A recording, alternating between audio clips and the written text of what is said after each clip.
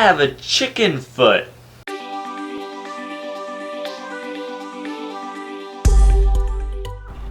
Okay, so in this video, I want to share how I use chicken feet to demonstrate tendons and how muscles work in my classroom. Oftentimes, I like to start out my chicken feet dissection by having my students look at their hands and try to figure out how many bones are in their hands. This is a good activity for them to get used to their partner and working together. Oftentimes, it's quite a challenge as well. It's a good idea to have a few basic rules when you're doing a chicken foot dissection. I always tell my students, keep the foot on the plate and no scaring other students with the chicken foot. After they've looked at the bones in their hands, I like for them to look at some of the tendons that control those bones. I like to tell them the difference between a tendon and a ligament.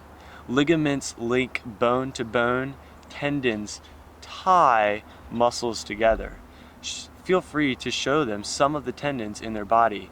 Your wrist has a good place of tendons. In fact, maybe if you squeeze on the wrist, you might be able to actually cause your fingers to move if they're very relaxed. Another good place to show your students their tendons is in their neck. You can do this and show them their tendons. Okay, this is the chicken foot dissection, and I'm going to be using some chicken paws from Walmart. You might be able to get them from your local grocery store or butcher shop or some other place like that. You really only need two things for this dissection. Number one, good scissors and a good tweezers here.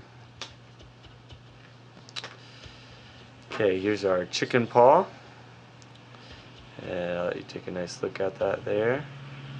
I like to get them from the grocery store because they generally have more of a food grade appearance and are kind of cleaner overall.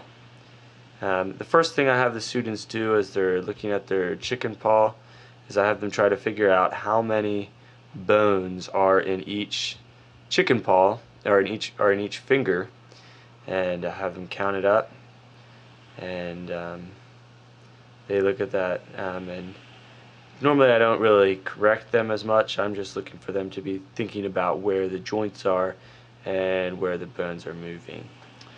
We might talk about this pad here with some fat there that adds cushion to the chicken foot. The second thing I want them to be noticing here are at the end of the chicken feet. You can see this just this web of tendons coming out, and what I like them to do is I like them to take their tweezers, and with their tweezers to just pull gently on one of these tendons, and you might have to do a little bit of a wraparound to really get a good grip on the tendon. And notice how as I pull on this tendon, that one is clearly yanking on the pinky toe of our chicken. And then I'll move over to another tendon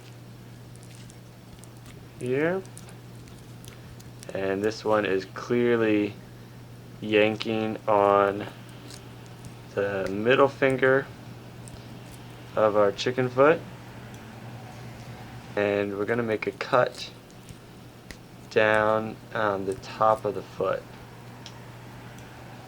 You can identify parts of the chicken foot as anterior and posterior. So we make our cut here. So now we're kind of more into the fatty part, and you can see some of this fat tissue right there at the base of the chicken foot.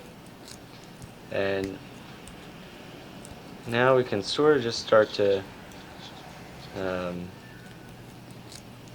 piece away all of these tendons right here, and kind of the idea here is to figure out which one does what, which we were doing a little bit before, but now we can really see as I pull on this chicken foot right here.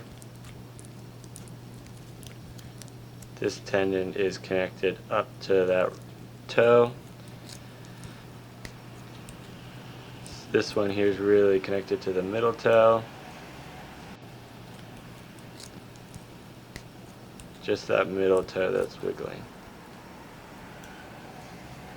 And it's waving at you. This is a really good way to demonstrate how tendons and muscles work, and I hope you can use this in your classroom as well.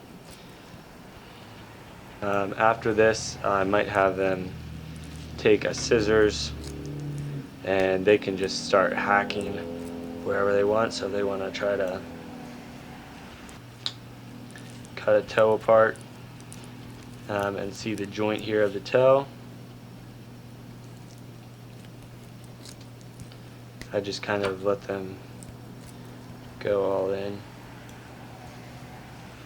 And of course, gloves really does make this a little bit nicer for the dissection.